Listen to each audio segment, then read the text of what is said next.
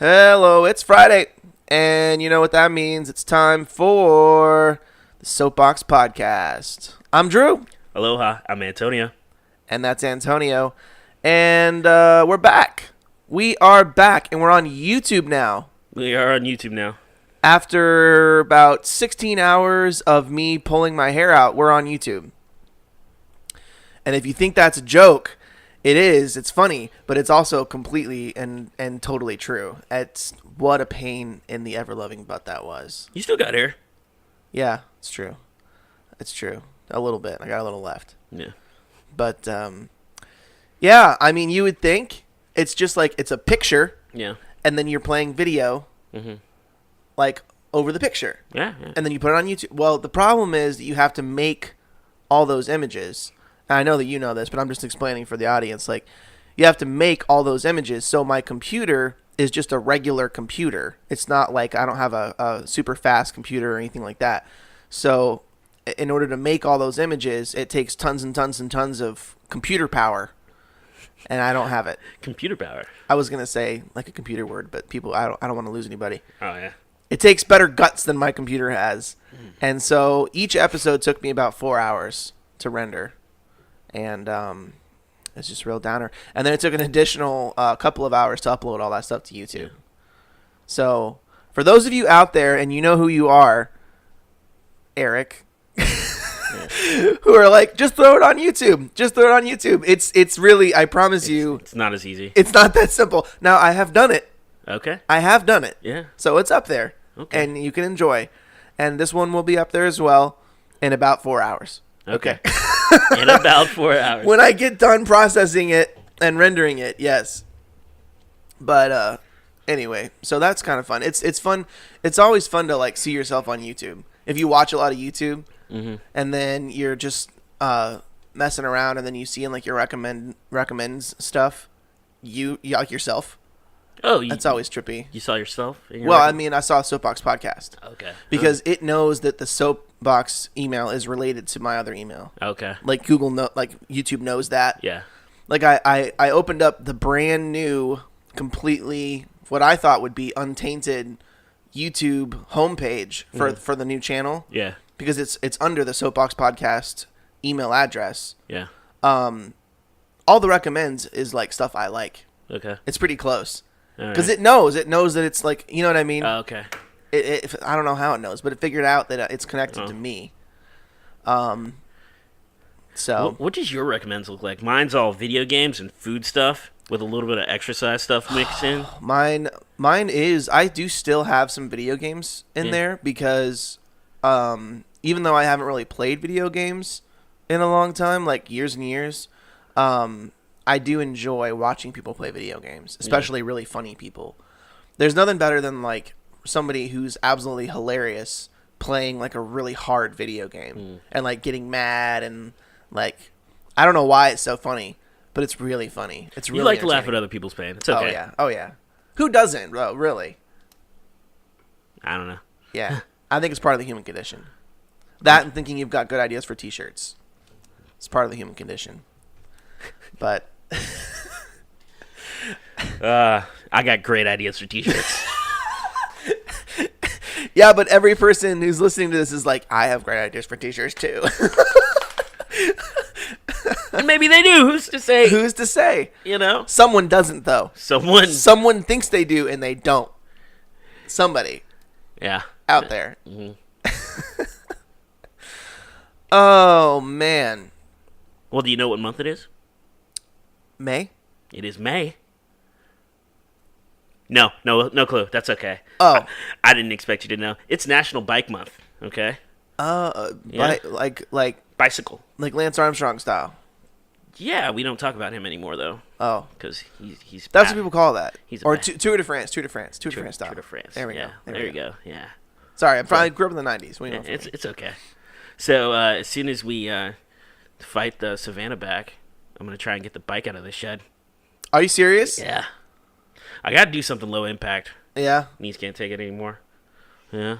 Tomorrow's May the 4th, which is National Fitness Day. And also Star Wars Day. Star Wars Day. There we go. And then right after that, we got Cinco de Mayo, which I don't really care about Cinco de Mayo, except that lots of people spend money at restaurants. That's accurate. Yeah. Dude, what a bunch of made-up holidays. I love made-up holidays. You know why? Because they don't inconvenience me at all. Oh, man. The real ones, they get in the way. So, I got hired around Christmas time at this place that I am about to be done working at. Yeah. And they've got a seasonal section. And what I found interesting was, obviously I got hired and it was all Christmas stuff, right? Yeah. Then it went straight from Christmas stuff to like New Year's stuff, obviously. And then it went straight after New Year's stuff to Valentine's stuff. I'm honestly surprised they took the time to do New Year's stuff. New Year's is a big holiday for people buying stuff, absolutely. Yeah. Now, some of the New Year's stuff was already up during the end of having Christmas stuff up as well. Okay. But once that Christmas, I'm talking about the day after, they rip all that Christmas stuff down. They make you guys like stay and like do a bunch of stuff. I didn't do it, but I'm sure somebody did. Okay.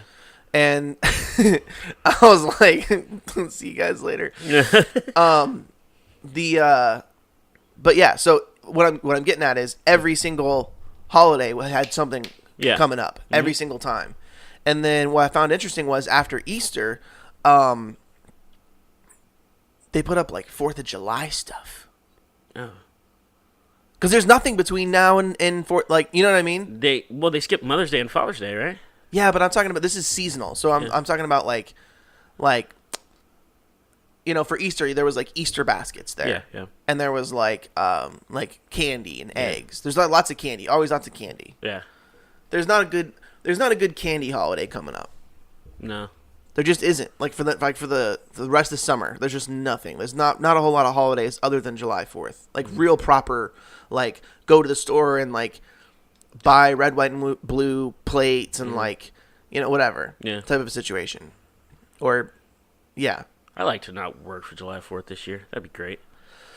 I have not worked for July 4th once in the past like 5 or 6 years, and it was awesome. Yeah. It was. I think I'm the same. Awesome. I think I didn't work for July 4th. I went to Grandma's house. Yeah. I went to Grandma's house with a family. Were you there too? I think it was the same July 4th. We were actually off on the same July 4th? Yeah. Yeah, like we planned it, but we didn't. No. Man, holidays off are nice. That's what they're for, But when you have terrible jobs, where it's like a life goes on type of a job. Service industry just like wrecks care. It. It's like they don't care. I didn't know it was Valentine's Day. I was floored that where I work was closed for Easter. Yeah. Did you know that? I did not know they were closed for Easter. Okay. I could not believe it. Couldn't believe it. Well, I think more and more places are doing that. Easter. It's like a religious holiday. Yeah. Well, America still celebrates Easter. I guess because it's. I'm glad they were. I'm not. Don't get me wrong. Yeah, it's more about the Easter bunny and like chocolate and Easter egg hunts and stuff like that than anything else. But that's gross to me. What? That's just gross to me. Chocolate? No. Like taking like Jesus' resurrection and just making it consumerism. I mean, that's what America does, man. Ugh. Here's the thing. Jesus being born, that's like a big party. That's what that is. Yeah. It's awesome. And like Born to Die, like I can kind of understand how some people get upset that we have such a big party because it's like Born to Die is a real thing. I understand that. But you can also kind of understand like giving gifts and like the Christmas spirit and like it is, even before there was like a proper westernized Christmas, quote unquote Christmas holiday, that time of year there was always celebrations in pretty much almost every culture, every European culture. Yeah.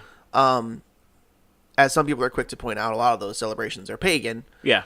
But it's just in the dead of winter, like it's always been customary to have some kind of big holiday.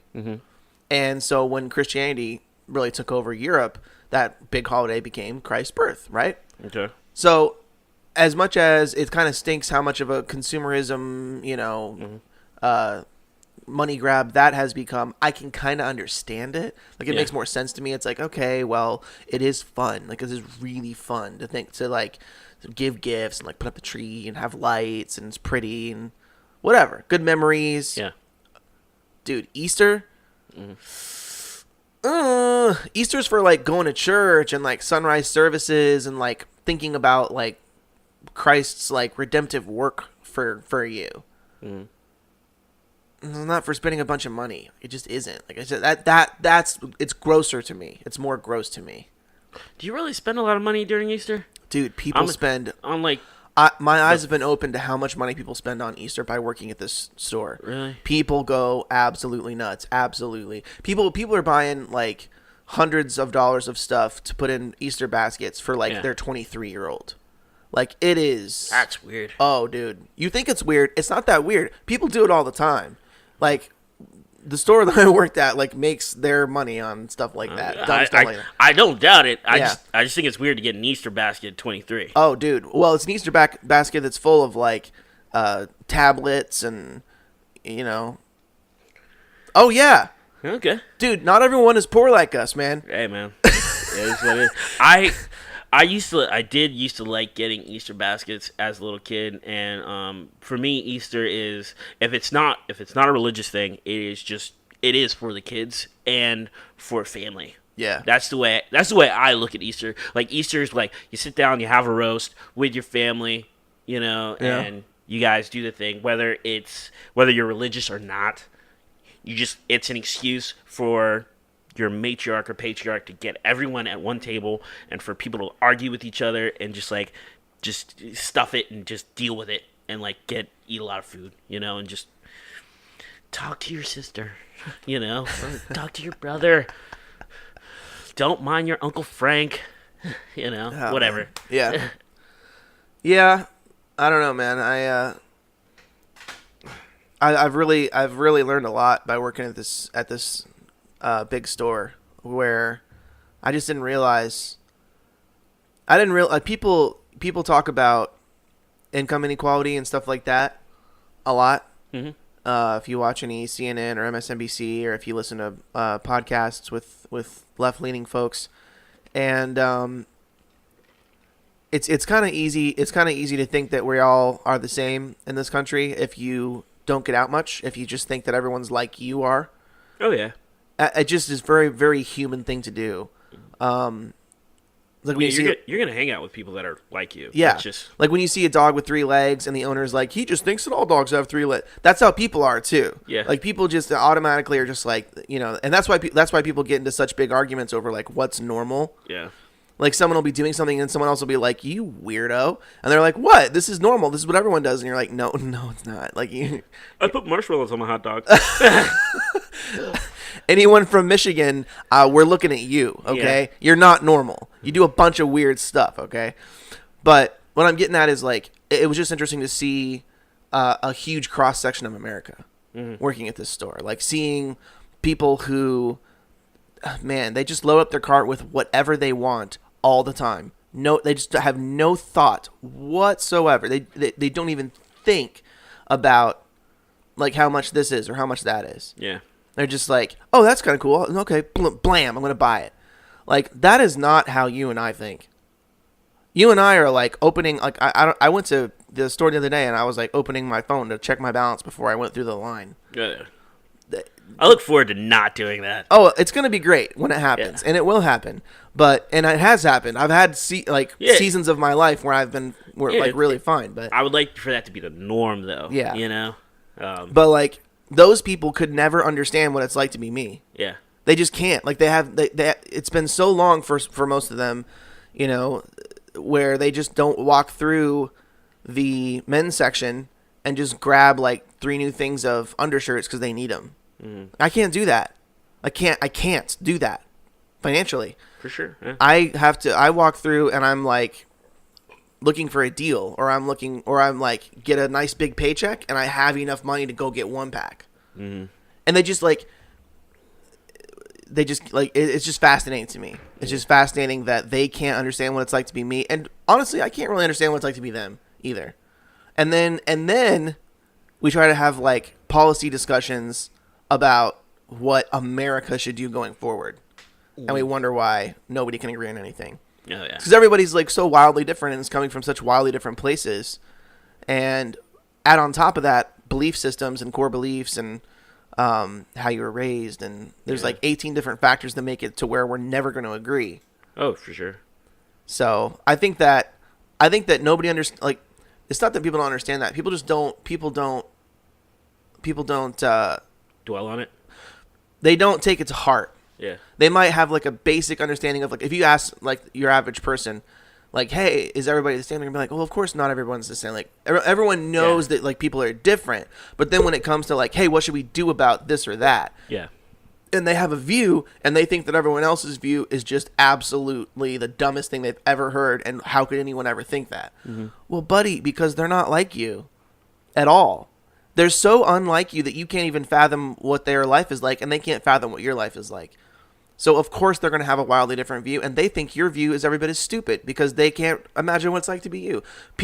Nobody takes that to heart when it comes to. So, no, it's like if we did take that to heart, we would be way more willing to work with each other. Mm-hmm. And when you're willing to work with each other, that's how you actually get things done and make progress. I actually had a funny discussion. I'm pretty sure I've mentioned this to you before. This was during the Obama Mitt Romney campaign season, and this lady was saying, she's making the argument to me that Mitt Romney doesn't know what it's like to be like us, but Obama does. Okay, and I was like, well, what do you mean by that? And she was like, oh, well, he doesn't know how much like a box of Hamburger Helper costs. And I was like, I don't know how much a box of Hamburger Helper costs at all. I don't eat it. Like, I just don't. I love it. Well, but like her point is, he's out of touch. Yeah. Yeah, he's out of touch. That was the point that she was trying to make. And what so crazy to me about that was at this point in his life, he was still state. Was he state representative or state senator? Romney at that time? No, Obama. What was he? Oh, he was a senator. He was a senator. Mm-hmm. Yeah. Okay. So at this point, Senator Obama was doing just fine. He had graduated.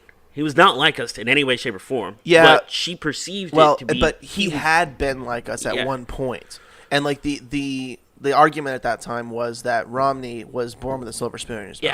Yeah. That he had never experienced poverty. He had never experienced like having to be a normal person. Yeah. Which, not an altogether it's not unfair characterization. He did grow up with a lot of money. Yeah. It's not crazy to think that way. But what was interesting to me is she thought that he was still that way.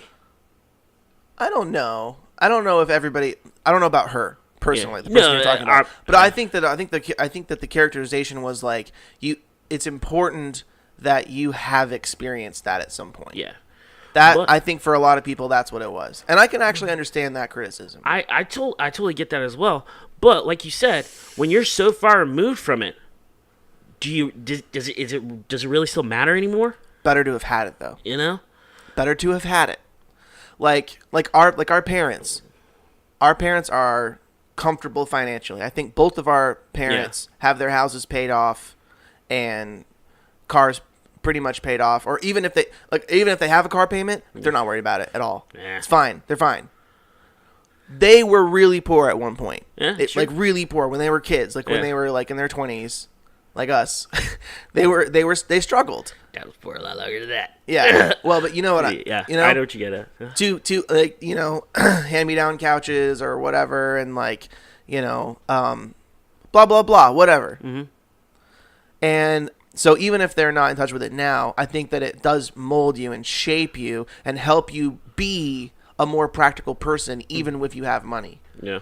Like my parents will walk into a store, and my dad will see like a new TV or something. Mm. My dad could buy that TV. My dad could buy 20 of that TV and like not even notice. Yeah. And my dad's, it's not like he's wealthy or anything. He's just in his 60s. That's just how it is. He's been working a long time. He's just working a long time. Exactly. Yeah. And so, but he'll look at that TV and it's like $400 for like a really big, really nice TV, which is really not like they've come down in price. Like it's amazing. And I'm like, Dad, why don't you buy that TV? Yeah, it's cheap TV. Yeah. Why don't you buy that TV? You would really enjoy that. You watch a lot of TV. You should buy that TV. Yeah. And he's like, the TV we have is all right. Yeah. I like it. Well, here's the thing. If my dad had never had that experience in his life, if he had always grown up with money, he'd probably grab it and be like, yeah, you're totally right. Cool. Boom. But he has that practicality built in because he had those experiences. And I think that's the argument. Yeah. Is that even if you are, quote unquote, out of touch, if you've at least had those experiences, it's going to make you a more practical, more level-headed person. Whereas if you've always grown up rich and if you've always had money, the obvious example is, Trump, where he's just throwing money all over the place. And if you have you can even have whole, I think he's had like 3 casinos go bankrupt. Yeah, I think you're right. He didn't care. It didn't touch him. Didn't even touch him. Yeah. And so the argument is like, that person is not only out of touch, but that person never had to go through that tempering process, if you will, to make him a more practical, level-headed person. That's the argument. I'm not saying that's true. I'm saying that's the argument. Yes. My dad does this now, which it's very funny to me because most of the time he's looking at it and he's like, I don't want that. It's just like a little too much. And it'll only be like $5 too much. Yeah. But every now and then my dad will see something and be like, yeah, I want that, and he'll just buy it. It's like, chink. Dude, my dad does the same thing. And I'm like, what? Who are you? Who are you? And it's almost like there are hot zones. Like Verizon Wireless is a hot zone. My dad walks in there and he just takes his credit card out and he's like, "Who's gonna take my money today?" Yeah, it's so weird because he's so conservative most of the time. Like he'll walk into Best Buy and there's all this cool stuff that he could totally use and it's like awesome. It's like, Dad, you'd love that. And he's like, no. Walks into Verizon and he's like, "Let's go. Yeah. Let's go." My dad, let's get ready to rumble. My dad will just like, he was like, "What's that phone? What phone is that?" And someone will show it to him, like it'll do all these fancy things. And my dad thinks of it that way. It does all these fancy things. He doesn't know how to use it. Yeah. But he'll buy it, and they'll be like, "Oh, we have this contract." He's like, "No. How much is it?" They're like, $500. He's like, "Okay." And you're like, "What?" Why? He's like, "You won't know how to use a phone." He's like, "I got you." That's intense, man. Dude, my dad is really good at his phone, man. My dad's really good at his technology, just in general. Well, your dad likes to play with his phone. He's doing all sorts of stuff because he's good at it. Well, he does have, like, a lot of his business is the phone, and it has been this way for so long. It's true. That I think that he travels so much. I think is part of it too. Like he'll be stuck in an airport for 3 hours. Yeah, and he'll just pull his phone out or whatever. And he used to pull out his laptop. Now he doesn't have to do that anymore. That's true. He can do all the things that he all needs the same to do things. on his phone. Yeah, you're right. But he always amazes me. He messaged me here recently. And he's like, "Hey, I forget what it was. I think he was trying to install something on his computer." Yeah. And he's like, "I can't get it to install. Like, it's giving me this error message or that error message." And I didn't see it for a while. I forget if I was working or what the deal was. But I picked up my phone and called him a couple hours later. And he's like, "Oh, I got it." I'm like, "What? You got it?" Yeah. He's like, "Oh, yeah. I Googled it. And I forget exactly how he had figured it out. But he figured it out." Yeah. And I was just like, "What?" It's crazy. Yeah. Yep. I wonder, I think about this constantly when I am 55. How am I going to What are we going to be like? How am I going to look at technology specifically? Man, me too. Me too. Now, you've opened up a box of worms here. Because here's my theory. Here is my theory. My theory is that we're going to be super good at technology until we're dead. Every new technology that comes out, we're going to be awesome at. Specifically because, unlike generations before us or after us, specifically us, we grew up during a time where radical changes were being made constantly. Yeah. Like, we grew up in the 90s when like, the internet became popular.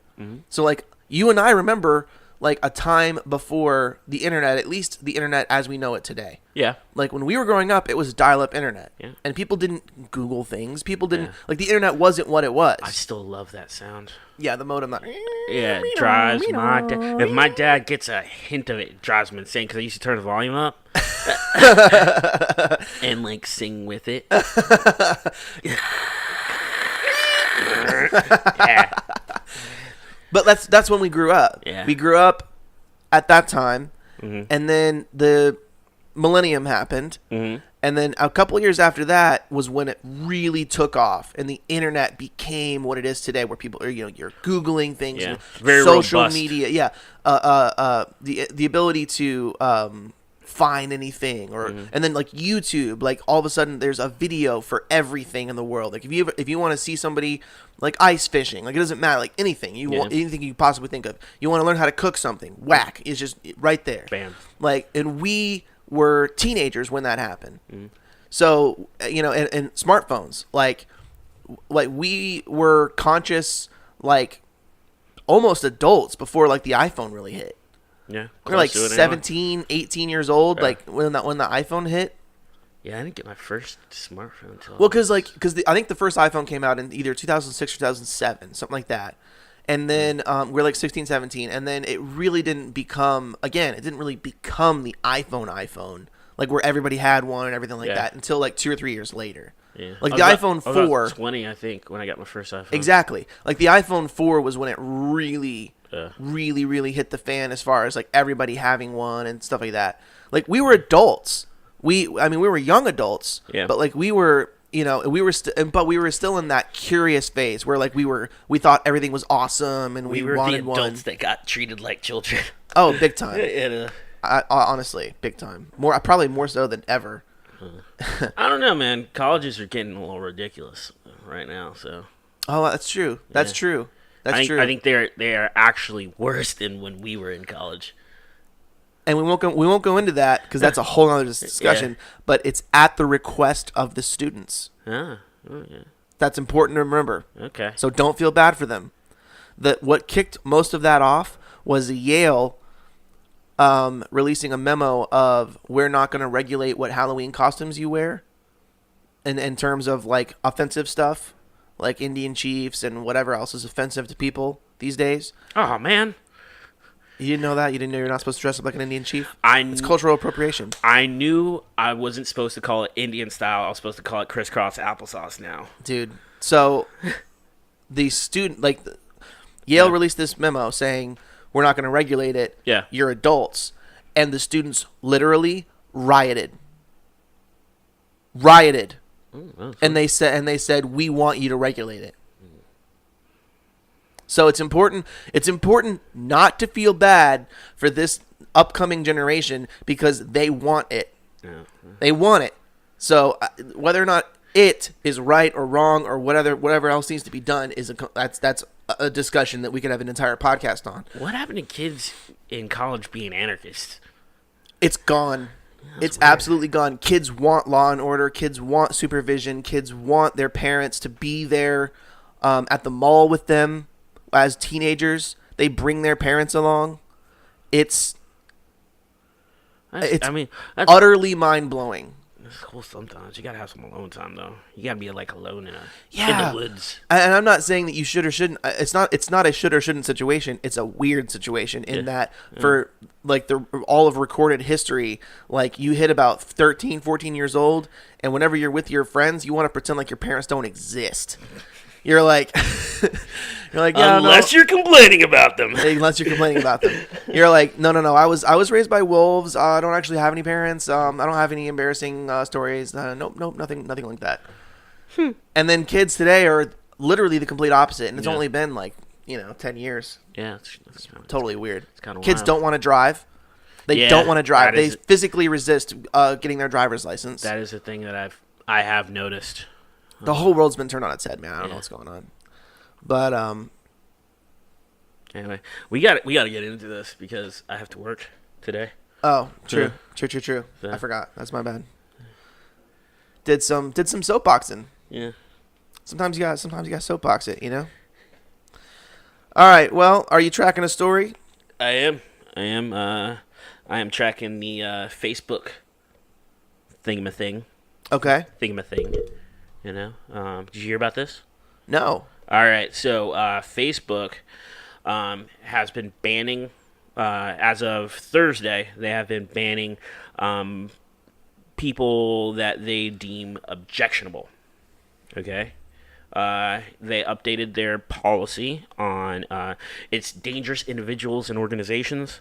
You probably know or have heard that like they don't allow anything related to Al Qaeda, or ISIS, all that stuff, like on there. You know, you can't if you like put up something that's in support of it or whatever, they'll pull it down. Right. You know.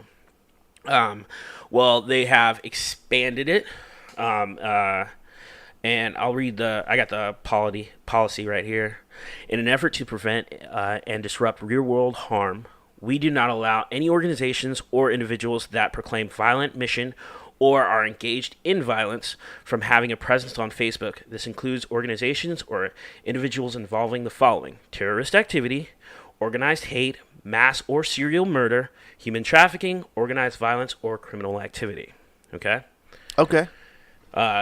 Nothing wrong there, you know. Right. They're banning people like Alex Jones, Louis Farrakhan got banned, Milo Yiannopoulos, I think I'm saying that right. I'm not sure. You can just say Milo. Everybody knows who you're talking about. Yeah. Laura Loomer and a bunch of other people and organizations, you know. Yeah.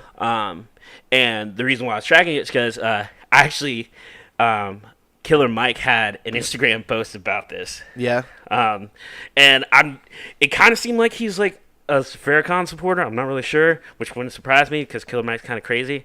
But he was quoting Chomsky, and he said, "If we don't believe in freedom of speech for those we despise, we do not believe in it at all."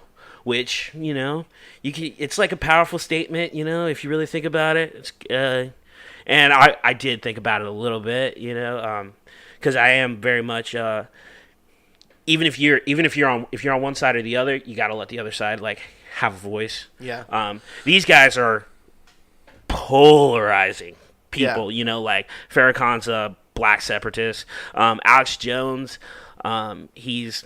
Alex Jones deserves to be banned. I will tell you that because Alex Jones runs people down in real life. He'll run people down with a camera crew and start screaming at them to kill themselves. Yeah.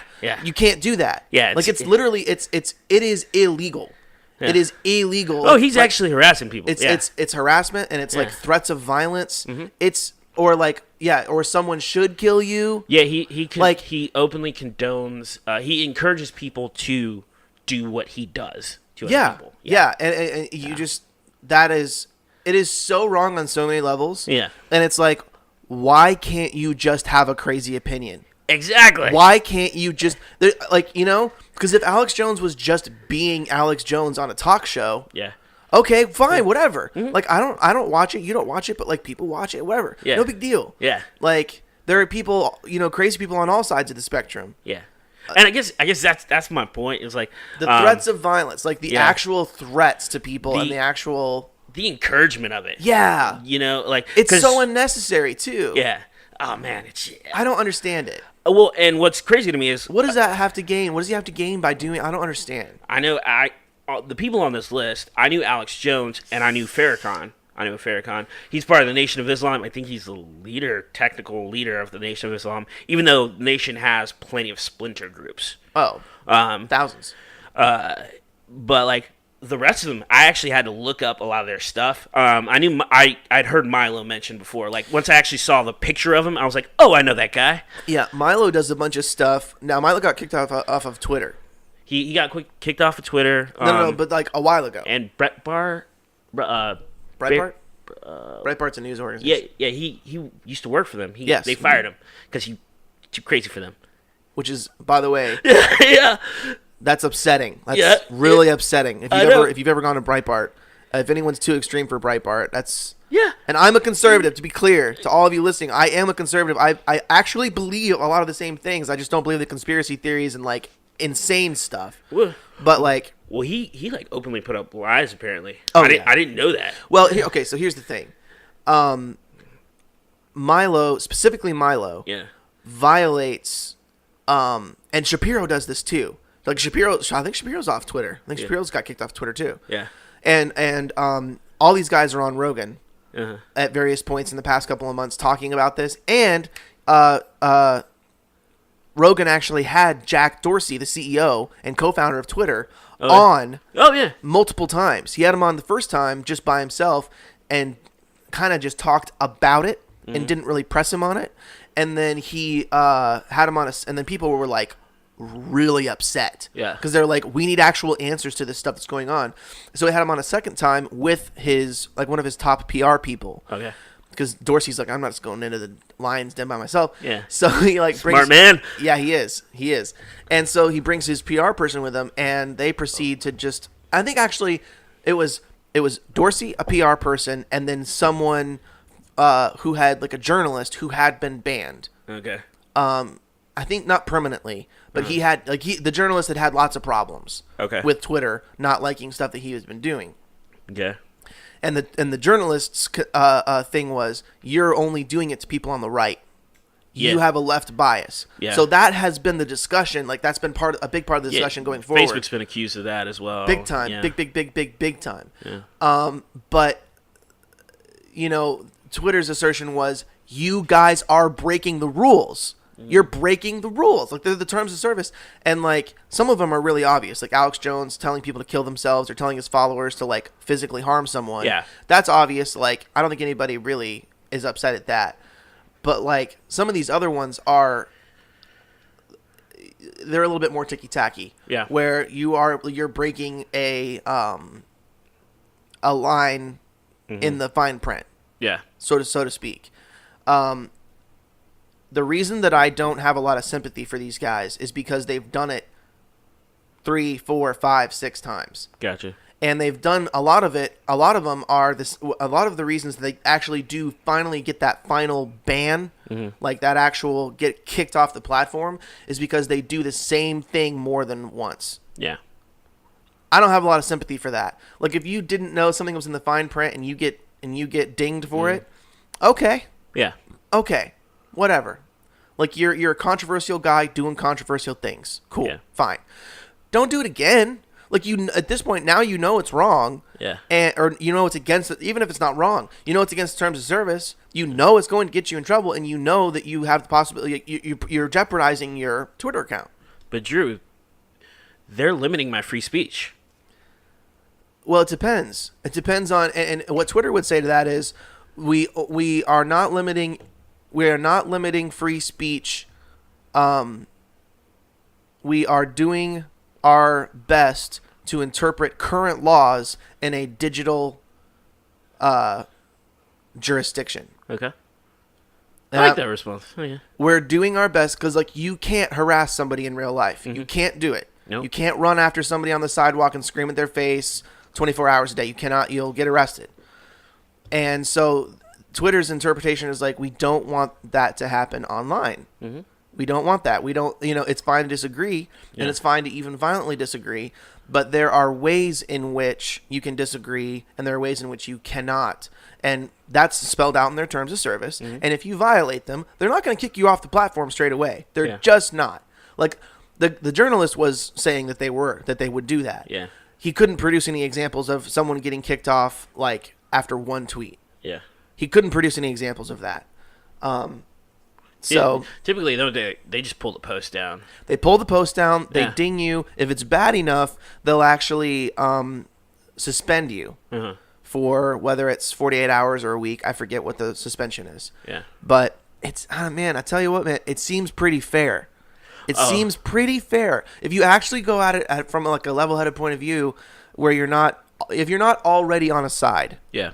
And you go and you listen to those podcasts and you go and you read the PR posts from these companies. It seems pretty fair. I think it is. I think it is their privilege and responsibility to curate their own websites. Yeah. No one's getting mad because they don't allow support of Al Qaeda. All right. And that's an extremist group. Yeah. No one's mad about that. Why is someone encouraging his viewer or listener base to go kill someone any different from that? Yeah, it really to me it's and what this is. I'm just quoting more stuff from what what Twitter said in these various forums. it is their chief concern is when digital things become real. Mm-hmm. So if you're encouraging someone to take your disagreement to a physical place, where you're telling somebody to dox someone, or you're telling your followers to harass someone physically, or to beat someone up, or to kill someone, like that's taking something digital and making it real in the real world. That's their chief concern. Mm-hmm.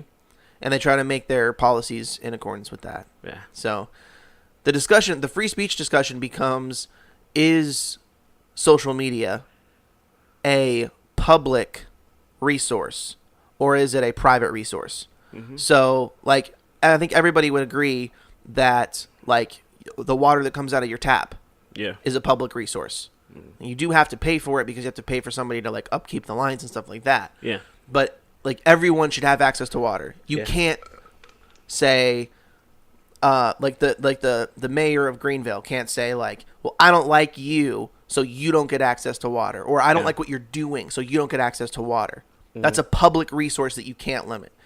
So the debate is social media a public resource? Yeah.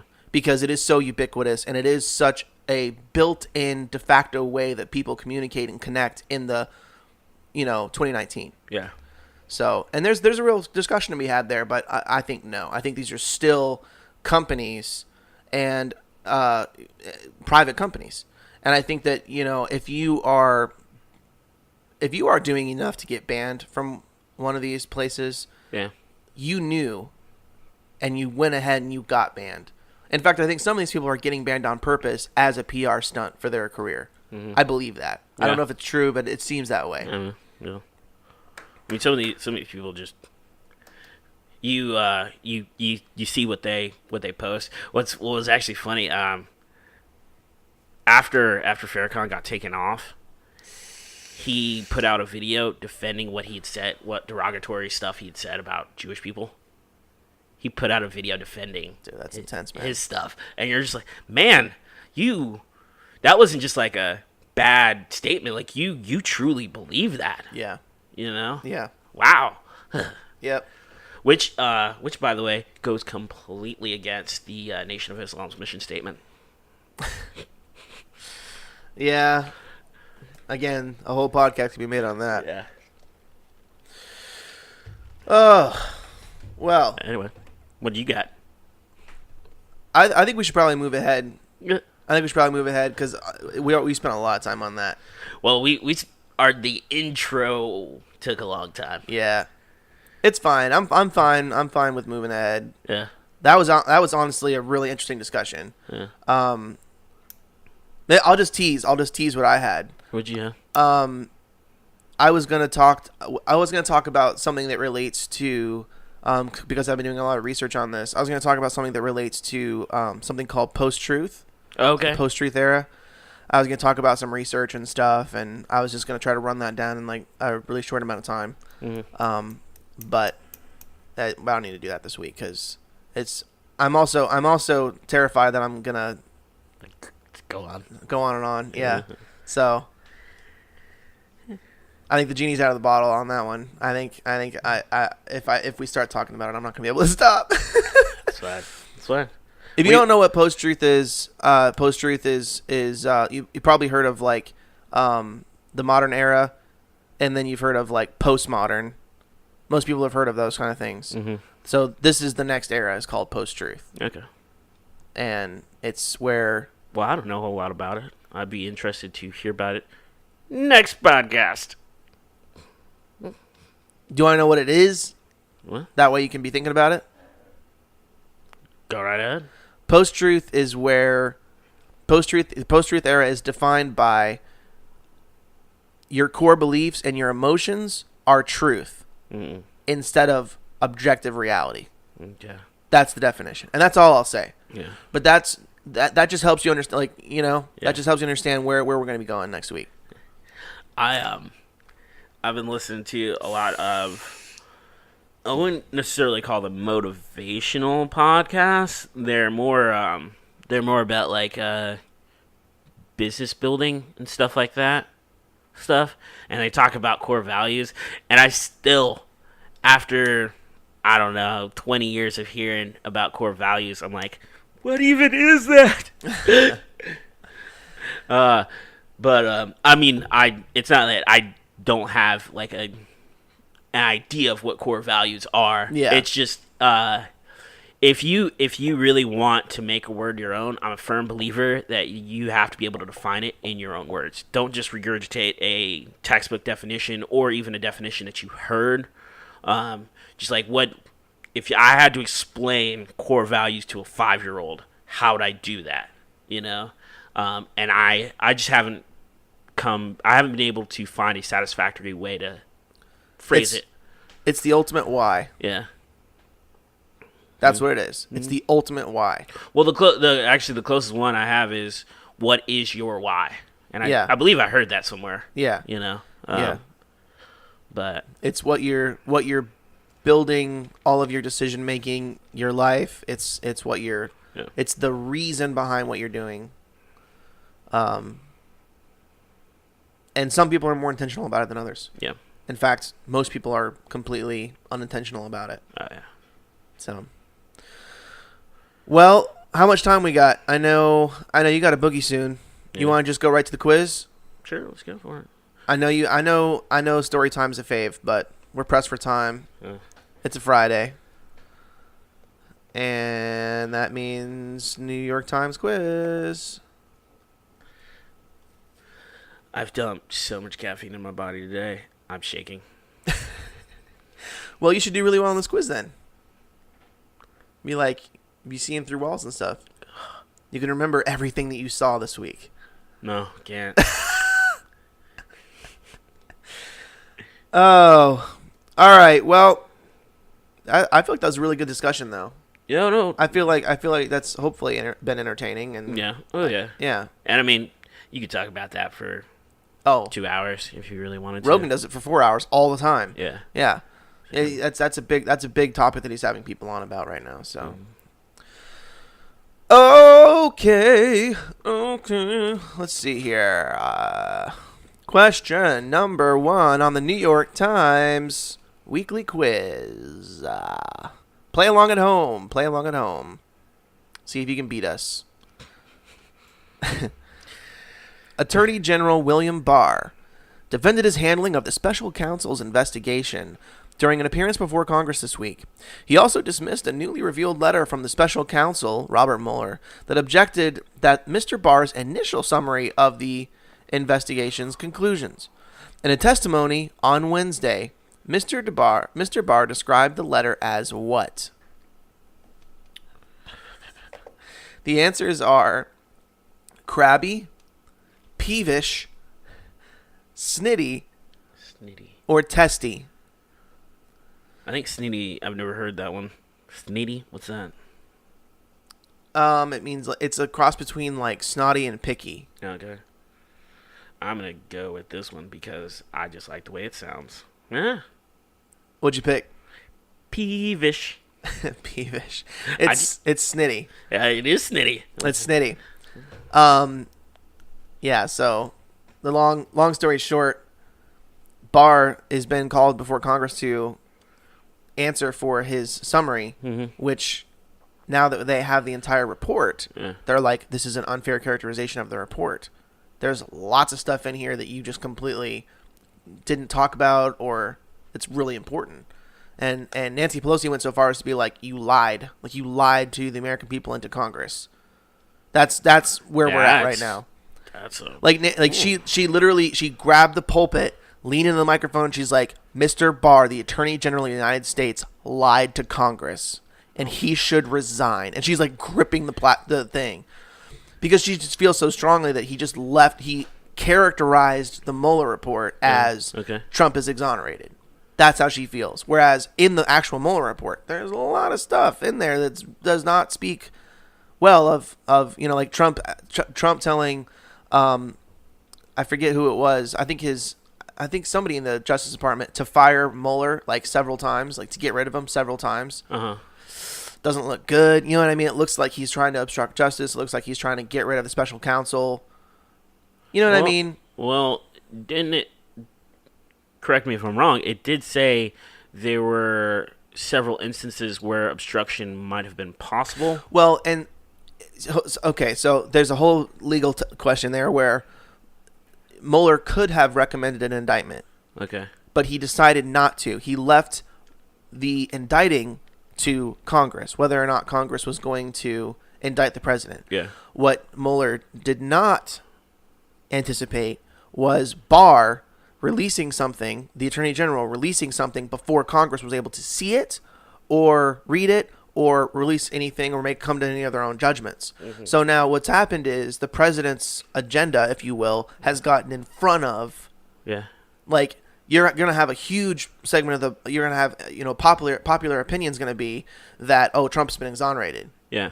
Even because they were able to get ahead of this thing. That's, again, okay. I'm not saying that that's what I think about any of this. I'm saying that's the debate. Like, that's what's going on. Okay. So, Trump was able to get momentum going. Exactly. Before something bad. Exactly. Yeah, okay. And the Attorney General is appointed by the president. Yeah. So it's like the Attorney General should be working for the American people in justice and da da da da da da da da. And Republicans would tell you that he is. But when you look at the way he characterized the letter, you can kind of understand where Democrats are coming from too. He gave a pretty favorable review of the Mueller report when there was some pretty bad stuff in there as well. Yeah. So Okay. So Mueller. So they're interviewing Barr, the Attorney General, and they're like, well, how did Mueller feel about it? We heard that he sent you a letter. Yeah. Was he displeased with you? Because that's a big deal if he is, right? If Mueller, the one who did the investigation, is displeased with Barr's representation of it, that's a really big deal. Mm-hmm. He's like, oh, he sent me a letter, like, da-da-da-da-da. It was snitty. That's the question here. That's the thing. Okay.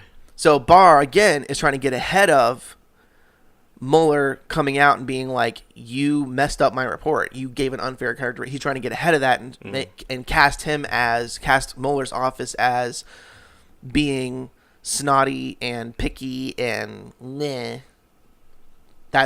He's constantly getting ahead of things. Yeah. Is the argument. Yeah. That's the argument. I'm sure that's where the New York Times would come down on the issue for sure. So, okay. Next question. Okay.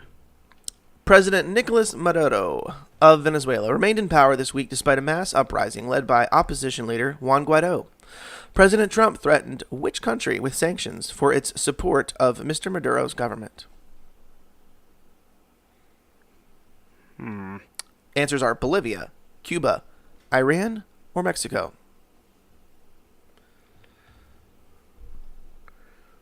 I actually don't know this. I don't know it either, but we're going with that one. Oh! I got it. Ah! Did you get it? No. What'd you put? I put Bolivia. No, dude, Bolivia is not supporting anybody. Bolivia doesn't care. Or maybe they are. I don't know. I don't feel like they are, though. I'm sure they care, but... Yeah. Okay, the answer is Cuba. The answer is Cuba. Mr. Trump said Tuesday the U.S. would impose a full and complete embargo together with the highest level sanctions on Cuba for aiding Mr. Maduro. Mr. Guaido's call this week for a military uprising failed after what our columnist says were some tactical mistakes. Dude, Venezuela, man. Venezuela. Not a good sitch down there. Not a good place to be right now. Okay, next question. All right. The leader of the Islamic State appeared in a video this week for the first time in 5 years. He was last seen in Mosul, Iraq in 2014 when he declared himself the head of the then expanding terrorist group. What is his name? Oh, man. Is it... I'm about to slaughter a bunch of names, folks, so I apologize.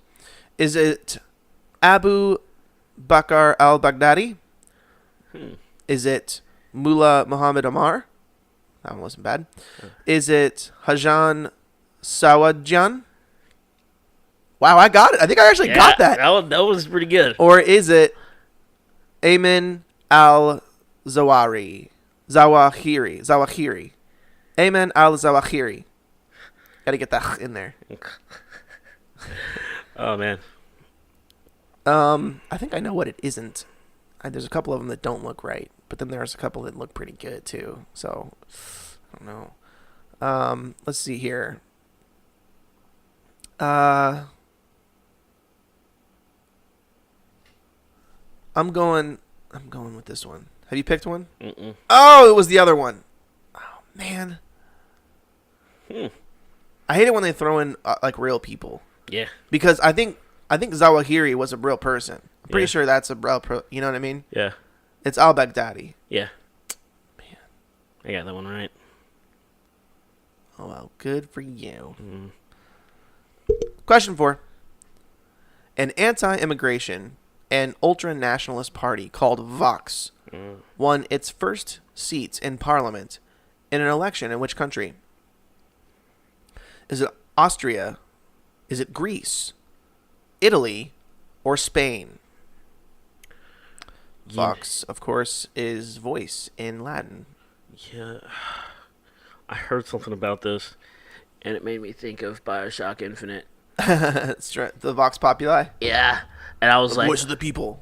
that's any. I mean, people have been using Vox for years, but that's my most common association with Vox.com, yeah. Yeah. Vox is a website. Yeah. Oh, yeah. Yellow, fancy.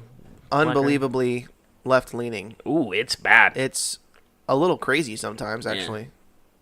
It's They have some good articles every once in a while, but you got to really sift through the bias on that one. Well, I don't know.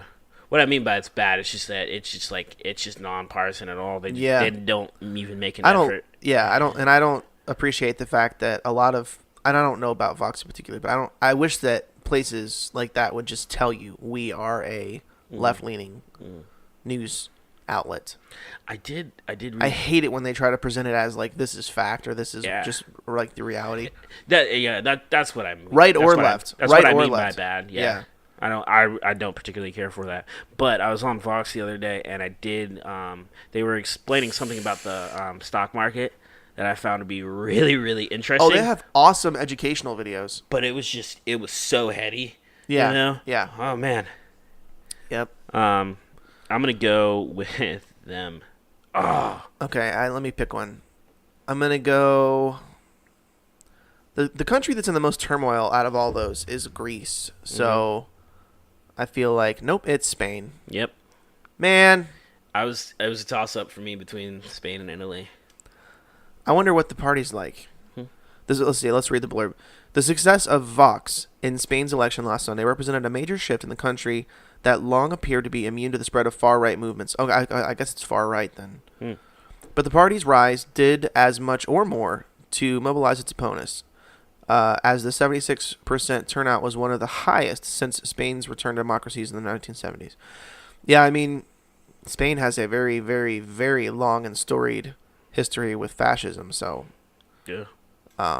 People forget that, but it's go read For Whom the Bell Tolls sometime. There's a really cool movie that happened during one of their it's not necessarily a civil war, but there was lots of turmoil at the time.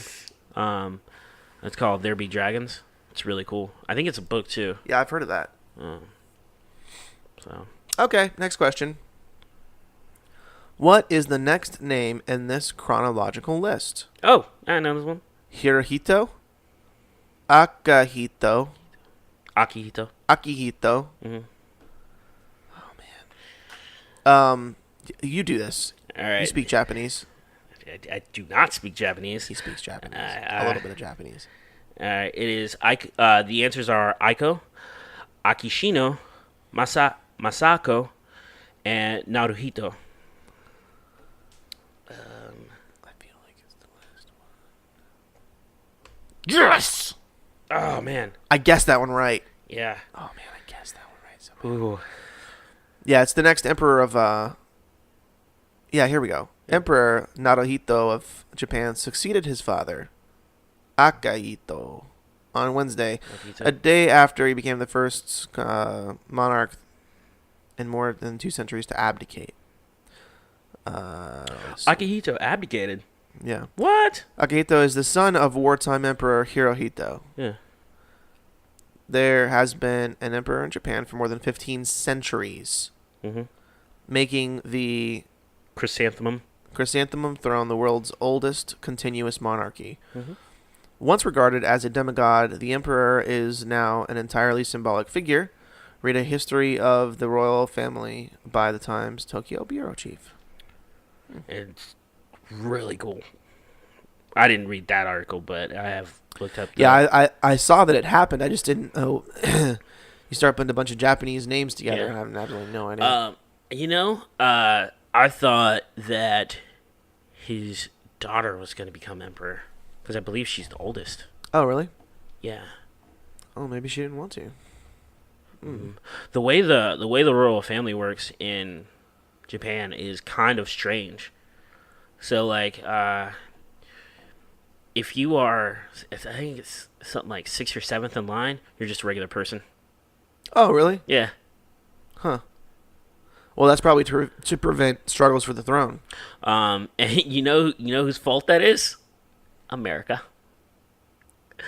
We rewrote their laws on that after World War II.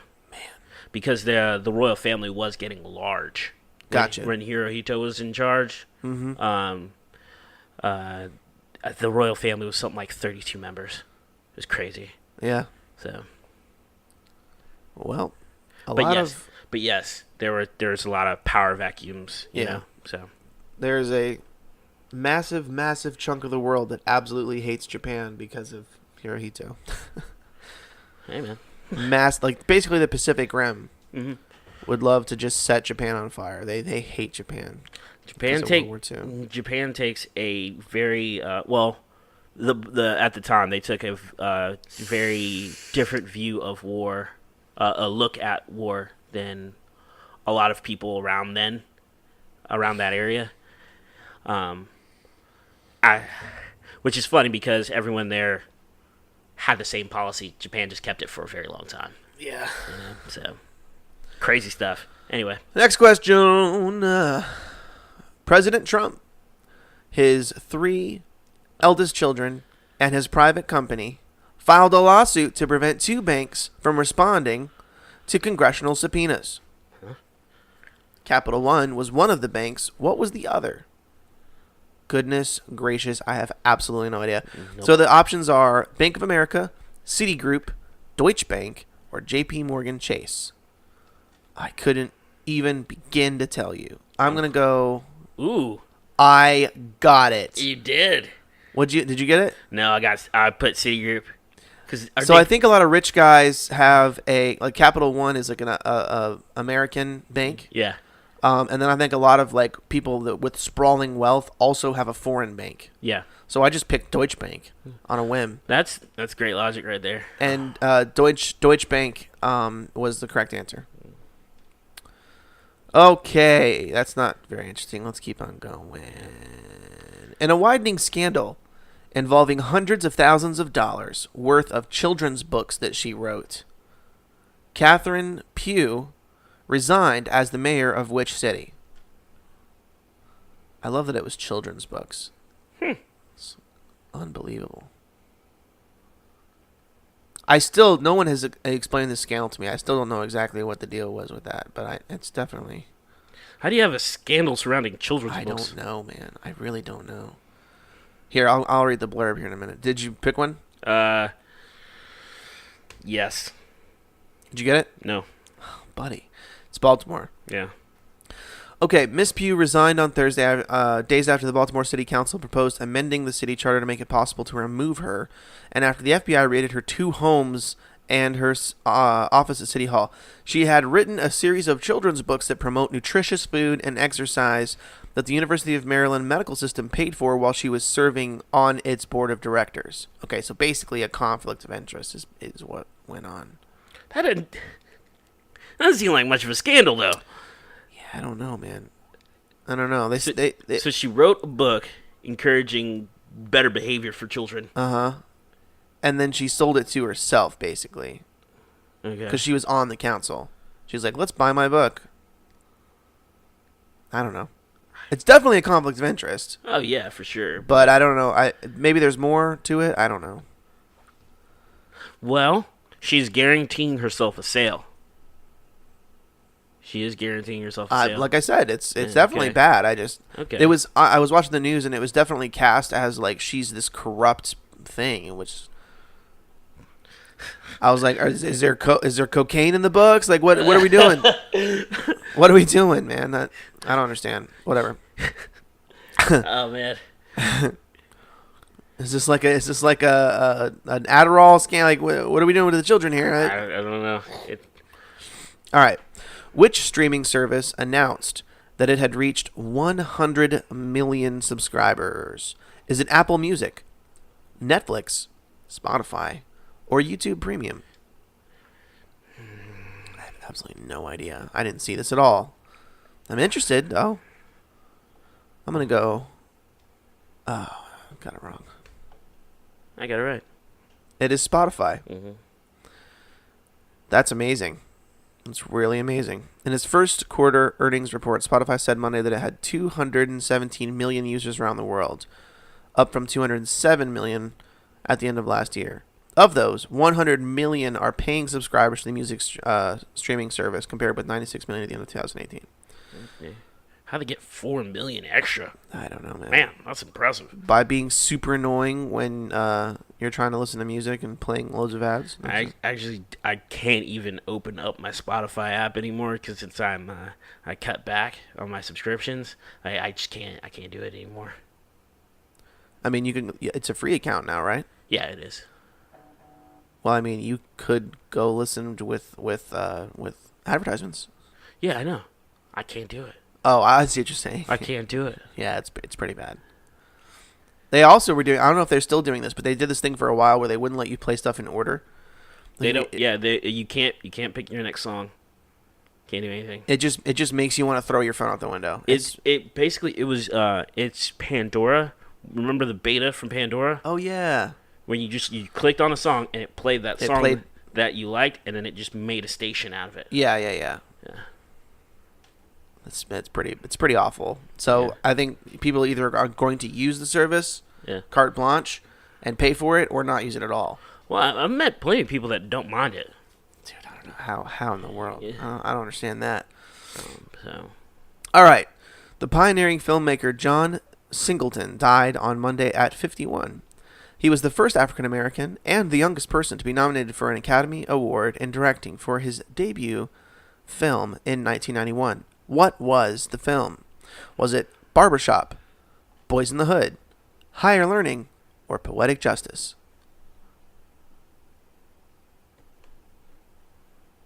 I'm going Boys in the Hood. And it is Boys in the Hood. Yeah. I'm surprised you got that. Well, I knew Boys in the Hood was around 91, so... To be honest with you, I don't think I've seen it. It's a good movie. Yeah. Lots of objectionable content in it. But it's a good movie. Okay, next one. The highest court in international sports issued a landmark ruling affecting female athletes.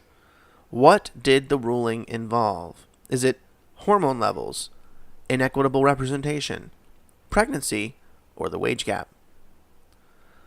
I've actually kind of been following this story. I haven't heard about this at all. Yeah. But I'm interested. Yep. I'm going to go with that. Huh. Yeah, it's hormone levels. I'll just sum it up for you real quick. There's a woman who was born just naturally with super, super, super high levels of testosterone. Mm-hmm. She is a woman. Her genitals, everything. Mm. Like, she's a woman. But she has just naturally ridiculously high levels of testosterone. So her muscle development was such that she just murders other women, and I think she's a sprinter, and so it's long been sort of controversial because it's like, well, is she quote unquote like really a woman competing against other women when she's got all this extra testosterone? Because I mean, if you were just a regular woman and you injected testosterone, that would be considered cheating. Yeah, but this woman is just natural, like that's just how she is. Yeah. So it's been sort of a debate. That seems kind of really unfair to me. Genetics plays a big part in sports just in general. Absolutely. And I mean, you're not going to get mad at Gronk because he's Gronk and he's huge and fast. Yeah, and all that's that like stuff. it's honestly one of the funnest things about any sport is the outliers. Yeah. Yeah. I mean, well, like Barry Sanders. Yeah. Like Barry Sanders would just run over people. It was unbelievable. Like you're gonna Shoeless Joe. Yeah. Babe Ruth. if you're gonna tell those people that you have to like take a suppressant to be more like everybody else. Yeah, that's crazy. Yeah. It's pretty crazy. I mean, I'm sure Usain Bolt has some weird genetics going on. Oh, he does. He actually does. Yeah. The black people in Jamaica are descended from a tribe in Africa that specifically adapted to be able to run fast. I forget if it was to hunt or what the deal was. Yeah. But everyone in that tribe has super long legs. They have that build. Mm-hmm. Yeah. And they have some kind of Jamaicans do have a look. And they have some kind of an oxygenation thing in their blood that makes them able to run for really long distances and like not get tired as easily. Yeah. So yeah, I mean, are you gonna make Sure. You gonna make Usain Bolt take some kind of a suppressant? It's unbelievable. No more Kenyans and Ethiopians in marathons. Yeah, I really don't feel like that can stand. Yeah. I really don't. Yeah. You know what would be absolutely hysterical is if that lady takes the suppressant, like still crushes, and still absolutely murders everybody. That'd be the best. I would love that. Bunch of whiny, whatever. All right, so we're here on the very last question, which is, which musical dominated the Tony Award nominations last week, receiving a high of 14? What? Oh man, we're so hosed. I have absolutely no idea. All right. I didn't even know the Tonys happened. Oh yeah, the Tonys. Yeah. All right. So the options are "Ain't Too Proud," "The Life and Times of the Temptations," "Beetlejuice," "Hadestown," "The Prom," or "Tootsie." I'm gonna go with that one because I actually got it. What? How? I recognized it. How? Because I read the New York Times, man. If you had asked me to just say it, I wouldn't have been able to say it. But looking at our list of them, I recognized that as being a musical that was talked about recently. Okay. Dude, the New York Times loves musicals. They talk about musicals all the time. Well, they're a bunch of cultured individuals. Well, it is. They do have Broadway there. Like literally Broadway. So I picked Beetlejuice. Beetlejuice. All right. Ooh. How many did you get? 3. Oh, buddy. Yeah. Dude. I got my standard 8. That's what I always... It's always 8. Every week. No matter what quiz we take, it's 8. I hate news. I hate the news. Oh, man. What's dumb is a lot of this wasn't actual news, you know? It wasn't the stuff that I would have totally paid attention to that, to the sports thing, or... I knew about the sports thing because of Rogan. Yeah. Rogan talked about it with somebody. Yeah, that's not fair. I got the Spotify one because I did remember hearing about that, or seeing that on Spotify. John Singleton, that's news. What? John Singleton dying. Yeah. That was news. I said movie stuff. Dude, the Baltimore mayor thing was a big story. That was all over the news. No clue. I just knew it was in Atlanta. I Catherine Pugh. No, not Atlanta. Dude, the President Trump, the bank thing, that was like, who on earth knows about that? I've never heard about that. Yeah. I didn't see that anywhere. I mean, I knew that he was doing it. I knew that he was suing, but 2 centuries to advocate. Yep. The chrysanthemum throne. That would have been the Japanese one. That was a big news story. That was all over the place. Yeah. Dude, the anti-immigration ultra-nationalist party Vox was. I didn't hear about that at all, and I don't know why. That seems like kind of a big deal, but. Well, it makes a lot of sense because of like the rest of Europe is going that way just because they got flooded so badly with Syrian refugees.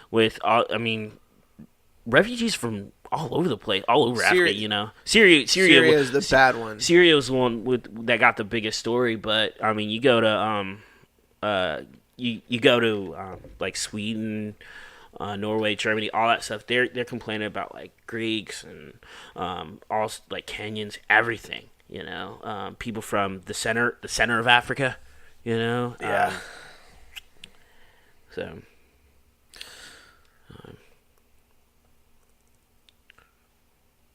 Is that all we got? I think so, man. Is that it? I think so. I mean, you got to get going. Yeah. And I'm hungry, so. I'm starving. I'm also like really, really. I haven't eaten anything today. Yeah. But I've had 4 cups of coffee. Oh, buddy. Yeah. Why? I just. Where are you even getting the coffee from? Did you make coffee? I've been up since 8 o'clock. You just woke up and it was just time to go? I woke up and I went to the coffee shop. Ready to rumble? Oh, you went to the coffee shop. I went to the coffee shop and I prepped for today, and I worked on some projects. Dude, what an all-star. And then I was like, what an MVP. I was just like, now I'm like all jittery and stuff, and I was like, this was a terrible idea. Well, two of them were these. Dude, next time, get the egg bites. Yeah. I know it didn't sound very good. They're so good. Egg bites. Yeah. What are you talking about? They're called sous vide egg bites. Oh, okay. Oh, you know what? I've seen those. At Starbucks. Mm-hmm, yeah. And any of them are good. My favorite is the bacon ones. They're like bacon cheese. Yeah. And they heat them up for you. Like they put them in the oven. And they're just nice and hot and cheesy and bacony and delicious. So good. I'm hungry. Yeah. I'm hungry. Yeah. That's what's happening. Well, skids up, man. Let's go. All right, folks. Thanks for joining us. This was a little bit different today, but I think it was really interesting. It was fun. Yeah, I think that hopefully that you enjoyed it and learned a little bit and were entertained. Yeah. And we're at an hour 15, so we're right. Perfect. Yeah. Yeah, we're right in the zone. Right Okay. in the zone. So, all right, guys. See you Tuesday. Yeah. Have a happy 4th. May the 4th be with you. May the 4th be with you, and be safe on Cinco de Mayo. Don't do anything dumb. enjoy listening on YouTube. Yes, do that. Enjoy listening on YouTube. I'll refrain from complaining about it more, but I'm about to go do that, and I'm not looking forward to it. All you 100 million Spotify listeners, we're available on Spotify. We are available on Spotify. Let's eat. Aloha. See ya.